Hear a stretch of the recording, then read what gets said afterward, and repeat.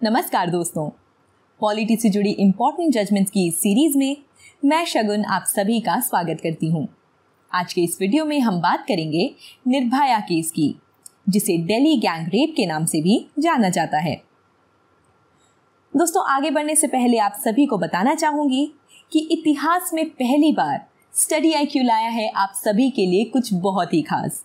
जी हाँ दोस्तों, it could be anything, जो आपके लिए बेहद इंफॉर्मेटिव और इंटरेस्टिंग होने वाला है। जानने के लिए बने रहिए स्टडी IQ एजुकेशन के साथ। बाकी सभी अपडेट्स के लिए आप मेरा टेलीग्राम चैनल ज्वाइन कर सकते हैं। तो आइए दोस्तों शुरू करते हैं। दोस्तों, ये बात है 16 दिसंबर 2012 की रात की। निर्भया एक फिजियोथेरेपी इंटर्न थी। उस रात वे अपने एक मेल फ्रेंड के साथ मूवी देखकर घर लौट रही थी। वे दोनों मुर्निका बस स्टैंड से एक प्राइवेट बस में बैठ गए। उस बस में ड्राइवर समेत 6 और लोग मौजूद थे। उन लोगों ने मौका देखकर न सिर्फ निर्भया का गैंग रेप किया, बल्कि उसे और उसके दोस्त को बेरहमी से मारा पीटा भी। निर्भया की हालत काफी बिगड़ चुकी थी। जब उसे हॉस्पिटल ले जाया गया, तब पता चला कि उसे काफी गहरी इंटरनल डैमेजेस भी आई हैं। वे कुछ दिनों तक लाइफ सपोर्ट सिस्टम पर रहीं, लेकिन उसकी हालत में कोई सुधार नहीं हुआ। असॉल्ट के 11 दिनों के बाद उसे सिंगापुर के माउंट एलिजाबेथ हॉस्पिटल में इमरजेंसी ट्रीटमेंट के लिए एडमिट किया गया, लेकिन 2 दिन बाद ही उसकी डेथ हो गई।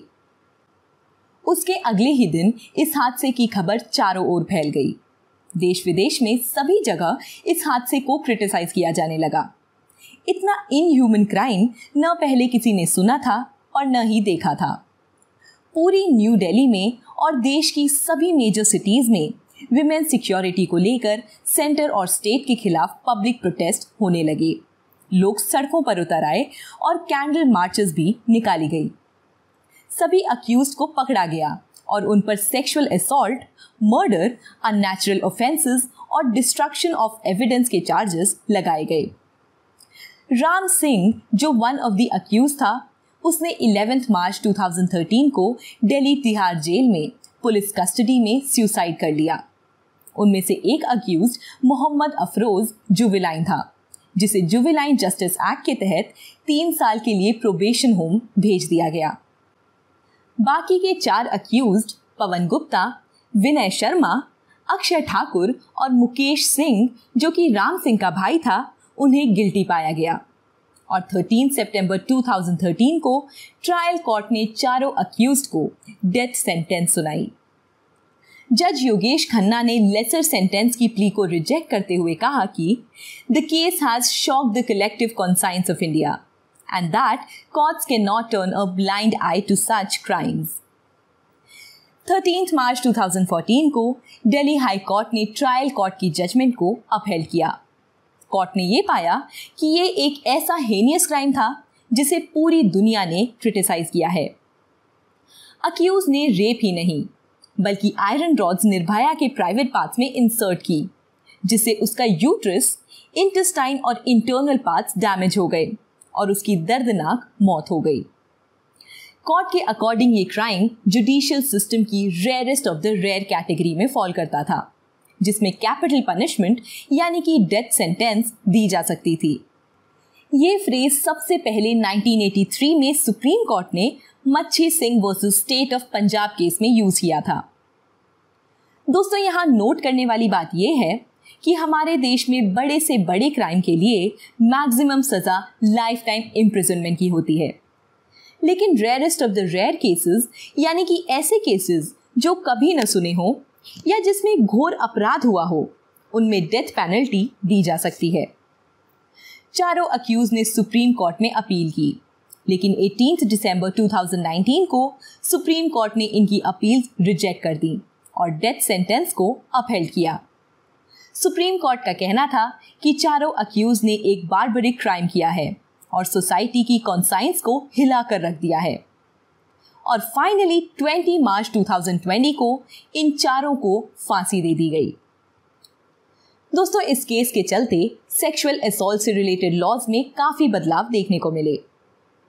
16 दिसंबर 2012 को इस घिनौने क्राइम को अंजाम दिया गया था और 22 दिसंबर 2012 को सेंट्रल गवर्नमेंट ने former chief justice of India JS Verma द्वारा हेडेड एक कमेटी फॉर्म की। इस कमेटी को सेक्सुअल असॉल्ट केसेस से डील करने के लिए 30 दिन में क्रिमिनल लॉज में अमेंडमेंट्स सजेस्ट करनी थी। कमेटी ने public, eminent jurist, legal professionals, NGOs, women's groups and civil society से क्विकर इन्वेस्टिगेशन, प्रोसिक्यूशन, ट्रायल और इनहांस्ड पनिशमेंट जैसे एरियाज में अपने व्यूज, नॉलेज और एक्सपीरियंसेस शेयर करने को कहा। जस्टिस वर्मा कमेटी ने 80,000 सजेशंस को कंसिडर किया और अपनी रिपोर्ट सबमिट की। 3 फरवरी 2013 को प्रेसिडेंट प्रणब मुखर्जी ने कमेटी की रिपोर्ट को कंसिडर करते हुए क्रिमिनल लॉ अमेंडमेंट ऑर्डिनेंस 2013 प्रोम्यूलगेट कर दिया। ऑर्डिनेंस में कमेटी की 90% रिकमेंडेशन को इंक्लूड किया गया, including death penalty for rape.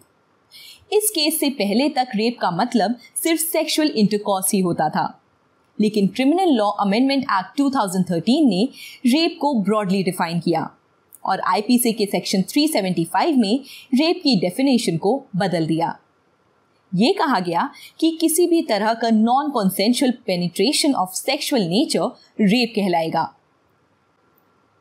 Justice Verma committee द्वारा दी गई कुछ रिकमेंडेशंस को इग्नोर भी किया गया, जैसे कि criminalisation of marital rape and trying military personnel accused of sexual offences under criminal law.